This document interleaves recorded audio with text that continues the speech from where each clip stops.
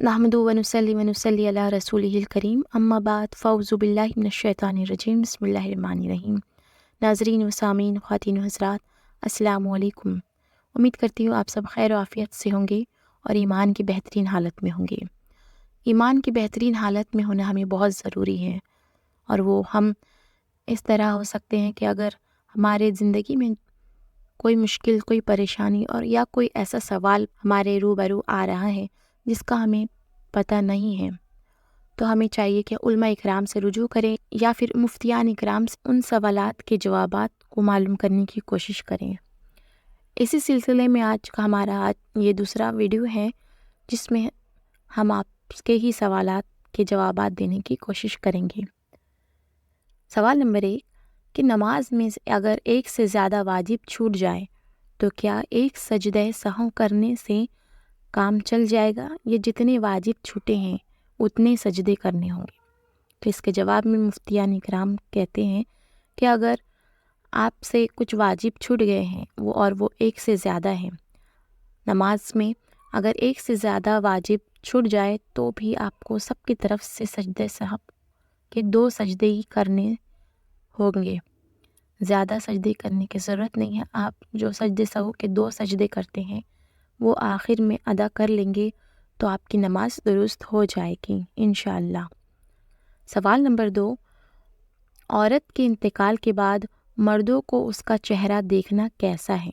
इसके जवाब में मुफ्तियान इकराम अर्ज़ करते हैं कि गैर महरम मर्दों को औरत का चेहरा देखना मना है। हाँ, अगर महरम है जैसे शौहर या उनके बेटे, वो चेहरा देख सकते हैं या आखिरी दीदार कर सकते हैं। सवाल नंबर 3, मुहर्रम और सफ़र के महीने में शादी करना कैसा है? तो इसके जवाब में मुफ्तियान इकराम अर्ज़ करते हैं कि किसी भी महीने में शादी करना मना नहीं है। आप अगर चाहें तो मुहर्रम और सफ़र के महीने में भी शादी की जा सकती है। सवाल नंबर 4, जब लाल कपड़ा पहनना मना है तो दुल्हन को लाल कपड़ा क्यों पहनाया जाता है? इसके जवाब में मुफ्तियान इकराम कहते हैं कि लाल कलर का कोई भी कपड़ा पहनना मर्दों के लिए मना है, औरतों के लिए लाल जोड़ा पहनना मना नहीं है। सवाल नंबर 5, क्या बिदअत के लिए सहाबा के दौर के बाद का कोई शर्त है? इसके जवाब में मुफ्तियान इकराम अर्ज़ करते हैं कि बिदअत 2 तरह की होती है, बिदअत हसना और बिदअत सय्या। दीन में ऐसी कोई तब्दीली या ऐसी कोई चीज़ निकालना जो सरकार सल्लल्लाहु ताला अलैहि वसल्लम के ज़माने में नहीं थी, उसे बिदअत कहते हैं। आज तो सैकड़ों बिदअतें जारी हो चुकी हैं, लेकिन सब गुनाह व गुमराही नहीं, बल्कि कुछ चीज़ें जो लोगों को नफ़ा देती हैं वो बिदअत हसना है, जिसकी कुछ हद तक इजाज़त निकल जाती है। सवाल नंबर 6, मोबाइल में पैसा वाला या बिना पैसे वाला गेम खेलना जायज़ है? क्या वक्त गुजारने के लिए ऐसा गेम खेल सकते हैं? इसके जवाब में मुफ्तियान इकराम अर्ज़ करते हैं, ये सारे गेम नाजायज़ और हराम हैं। वक्त गंवाने के लिए अगर ये काम किया जा रहा है तो वक्त गंवाना ही तो हराम है, इसलिए ऐसा करने से बचना ज़रूरी है। सवाल नंबर 7, बेअमल हाफिज़ किसे कहते हैं? इसके जवाब में उलमा इकराम अर्ज़ करते हैं कि कुरान मजीद ज़ुबानी याद कर लेने के बाद भुला देना बहुत बड़ा गुनाह है, और हाफिज़ बन जाने के बाद भी नमाज वग़ैरह की पाबंदी ना करना बेअमल हाफिज़ होने की खुली निशानी है। अगर हाफिज़ बन गए हैं तो हमें चाहिए कि उसकी हिफाजत करे और अपनी ज़िंदगी में भी कुरान की तालीम को अमल में लाए। सवाल नंबर 7, अकेले नमाज पढ़ रहे हों तो क्या तकबीर कह सकते हैं?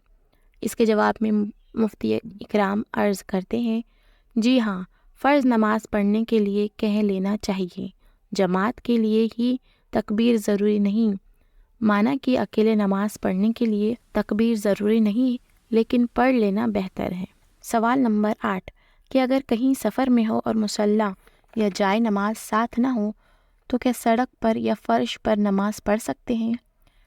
इसके जवाब में उलमा इकराम अर्ज़ करते हैं कि नमाज के लिए जगह का पाक होना ज़रूरी है। अगर मुसल्ला या कोई और कपड़ा या बिछौना ना मिले तो पाक ज़मीन पर بھی نماز پڑھی جا سکتی ہے، بے شک ادا ہو جائے گی۔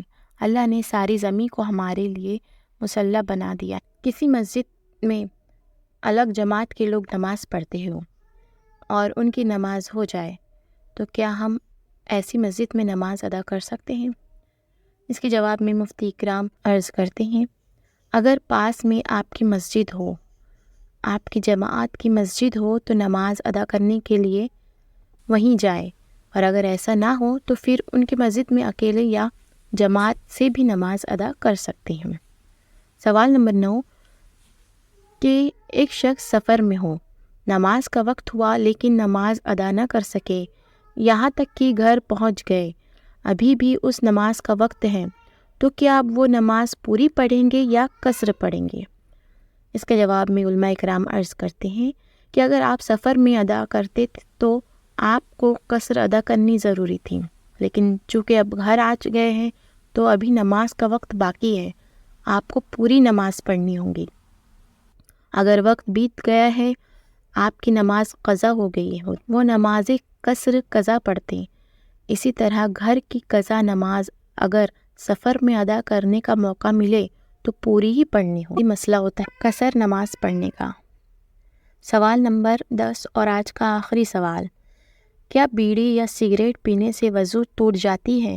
اس کے جواب میں علماء کرام عرض کرتے ہیں کہ وضو تو نہیں ٹوٹتا، لیکن یہ چیزیں مکروہ اور نقصان پہنچانے والی ہے، ان میں بدبو ہوتی ہے، اس لیے انہیں پی کر مسجد میں جانے سے منع کیا جاتا ہے تاکہ ان کی بدبو سے نمازیوں اور فرشتوں کو تکلیف نہ ہو۔